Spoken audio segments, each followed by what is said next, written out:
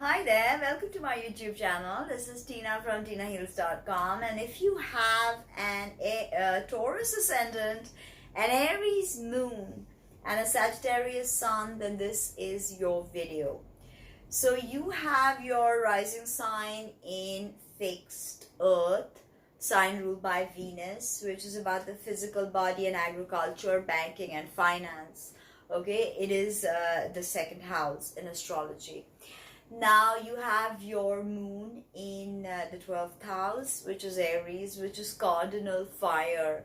Cardinal is a starting energy, and fire is very volatile. And having a moon in the 12th house can be very problematic. Okay, I'll get to that later. And this is cardinal fire ruled by Mars. So the ruler of your moon is Mars. To understand your emotions, you have to see the placement of Mars in your natal chart. And you have your sun in, again, mutable. Not again, mutable is new for you. You had cardinal and fixed. In mutable, fire, again, was for the fire element. Okay, you have two fires. Rising sign, sun sign, fires, harmonious trine being created between them. Trines are one of the most harmonious aspects in astrology. And Sagittarius is mutable fire ruled by Jupiter. Now you are ruled by the two benefics and one the lesser malefic. Jupiter, who is a greater benefic, rules your sun sign. And Venus, who is the lesser malefic, rules your rising sign or your ascendant. So you have Venus on, Venus is the ruler of your ascendant. And if you have your natal Venus on your ascendant, then you are really beautiful. Otherwise, also, unless, of course, you have to see the placement of Venus and, whether she's dignified, whether it's a day-night chart, many things, and the aspects, and then you understand how Venus is playing out. So your artistic sense, because Taurus is very, very artistic. Okay, it is the earthy emanation of Venus. Now, the ascendant is the degree of the zodiac rising on the eastern side of the horizon at the moment of your birth. And the sign on which it falls is your rising sign. So the ascendant is sort of like the Jungian mask you wear to interface with society. It is how your soul was plugged into the 3D matrix. It is how you experience the 3D world. It is why you have come into incarnation. So the ascendant is yourself, okay, your physical body, what you look like, how you behave, your mannerisms, all of that, okay, even your health to a certain degree is your ascendant, right, your rising sign. And now having a rising sign in Taurus, it is fixed earth, it is hard and night, okay, it's a hard sign. And it's a night sign, nocturnal, very womb energy, very fertile. So Taurus and Cancer ascendants can get pregnant very easily. So that's something to know about yourself, okay? Or can impregnate very easily. Now, Venus being the exoteric ruler, the Vulcan is the esoteric ruler. Vulcan is the husband of Athena, who's a goldsmith of gods, who fashions souls so that they can evolve and spiral higher and higher. Okay, now Venus is again Aphrodite, and Vulcan is the husband of Aphrodite. So having your ascendant degree in Taurus, you have probably never faced change like you have the last 84 years. But since Uranus has come into your sign, you're probably experiencing crazy shifts and sudden epiphanies and sudden abstract, abrupt changes. And when I think of Uranus, I think of electrical storms. And then Uranus and Taurus brings to mind how trees root deeper when there are incessant threats of electrical storms. So, you are that tree right now. You are digging and building and rooting. Taurus likes to root. It is the archetype of the builder. It deals with the world of banking and finances, okay, and arts and craft. soft and singing, because Taurus rules the throat and the thyroid. So if you have a problematic Venus or any complications to your sixth house, or anything else, you see how Venus is dignified in your chart, and to understand, all of this, you can put on tremendous amounts of weight. Okay, especially you can be prone to emotional eating. Taurians have an obsession with the physique, because after all, Taurus is a sign of the physical body and vegetation and foliage and agriculture.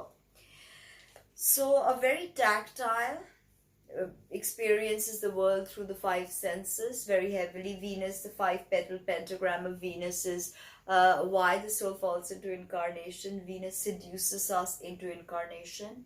So very tactile, very touchy-feely, likes to cook, likes to eat, likes to feed people, likes to, stability in their life. Financial stability is a big key for them. Okay, without that, they can feel very broken. Love gifts, receiving and giving, very traditional in the gifts they give, very well dressed, very Venusian. Okay, very Venusian. And can be very temperamental and stubborn. This is the card of Venus, and this is the card of Taurus, the Empress and the Hierophant. Okay, now since this is the womb energy, this can be very creative. So develop that creative side of the Venus, instead of falling deeper into materialism and consumerism and buying and hoarding and all of that. Okay, connected to the Muladhara chakra and the 10th Sephiroth Malkut, which is about the physical world. Again, physical world, vegetation, physical body, right? Interestingly, this in the Vedic system, it is linked to Kritika, and Kritika is this metaphysical bridge between the world of matter and the world of spirit. So immediately you understand and you can discern that there is a very spiritual emanation of Taurus that we oftentimes don't think about, because they have all this the love for food, their love for sex, they can fall, their love for things and stuff, they can fall deep into materialism and hedonism, right? Now, this is archetype of the builder. So you need to build to feel important. You can be quite stable, okay? And you can be quite fixed in the way you think. And bull, can see red when they are all in rage. That's temper, can be a huge thing. Holding grudges, not forgiving, can be huge. Okay, now your sun, your moon. The moon is the mother. The moon is the lady of the night. She's our feelings, our thoughts, our emotions, how we exchange emotions in the world. She's our ESP. She's our childhood, our everyday habit patterns, our mother. She's she speaks of how we will be as mothers. She's our imagination. She's a psychic dreams, connection to our ancestors. And you have a 12th house moon, okay? Which means that 12th house can be quite diabolical. It is the house of one's undoing or self-sabotage, because it deals with addiction, incarceration, escapism, scapegoating, victim savior complexes and all of that. It is the realm of Neptune and Pisces. Okay, if you go by traditional rulerships, Jupiter. So here, the moon, who is cold and moist, cannot stay in hot and dry Aries, because Aries, ruled by Mars, the red planet, is about cutting and burning, and the moon cannot stand that. The moon does need heat and warmth, but this kind of abrasive, really painful, it's very agitating, these cardinal fires of Aries. Always wants to start new things. It is the archetype of the pioneer. So the ascendant is how the world perceives you. So you're quite stable, but the moon sign is who you really are when no one is looking. So in your emotions, you can be very unstable. Or your mother was very unstable. or your mother was incarcerated, or maybe worked in some hotels where she had to spend great times in isolation.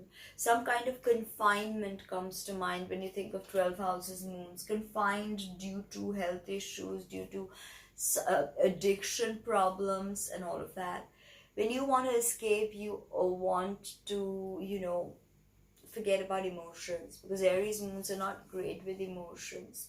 They don't know how to emote, okay? And depending on the degree, you have a difficult aspect happening with your ascendant degree and your moon, okay, which is a semi-sextile. So this can be a problematic aspect, one sign apart. Now, Aries moon, you have to understand that at a point you need to just relax, okay, and let go. You have the Sagittarius fire also burning within you, so that is going to push you to just be very extroverted, okay, very extroverted. And Aries moons are great at starting new things but not great with completions. Hopefully your Taurus ascendant gives you the power to complete things. That is very important. With an Aries moon, you definitely want fresh emotional experiences. Relationships can get boring. Okay, you want to change your mind, but Taurus likes stability, but Sagittarius no stability. So you can shift around from people to people. Okay, Sun and Moon are a harmonious aspect called the trine, which happens in the same element. They're both in fire. So in a way, your parents were sort of on the same wavelength. Although trines can also be, unfortunate sometimes and bring about tons of misfortune. So having said that, the sun is how we shine. It is our healthy sense of self or ego. It is how we want the world to perceive us. Ascendant is how the world perceives us, but sun is how we want the world to perceive us. Okay, it is our sense of leadership, how we excel at things, how good we are, our soul contract. Okay, why we are here. Okay, our actions and our impulses, but more on the cosmic level, not the Martian karma and impulses. There's a nuanced shade to that, okay, nuanced understanding of karma and soul evolution. Now, the sun in Sagittarius is a good position. Sun is friendly with Jupiter, the greater benefic. So it's very important to see the position of Jupiter to understand how lucky you will be in life. For Sagittarius and Taurus, quite lucky signs. And Sun in Sag is very outdoorsy, very adventurous, very outgoing, very extroverted. So I think your two fire signs, your Sun and Moon, which is your interior self, emotional self, and your external projection of that internal self. So I think they are in harmony in some way. And you do feel like you're emotionally satisfied when you express yourself through the lens of Sagittarius. And that is, being nerdy when you want to be, being geeky when you want to be, laughing, enjoying, because Rov the Vive and jovial come from, the root word is from Jupiter, which is a principle of expansion. And this is the archetype of the philosopher. It is the 9th house, which deals with higher studies and soul truths. So having a Sagittarius sun, you're very good with foreigners. You tend to understand other cultures, and you love to travel. Okay, you absolutely love to travel. Although Taurus is not really into traveling, but if you build up your resources, then you will definitely experience life through the lens of someone bitten by wanderlust. Because Sagittarius suns are just, and especially because you have the Aries moon trining your sun, this is going to give you the impetus to really go out there and explore and ask those higher questions. Who am I? So you have the archetype of the builder, the archetype of the pioneer, and the archetype of the philosopher. Put them in the cosmic blender, in the blender of your personality, and hit the switch. What comes out? Tell me in the comments below.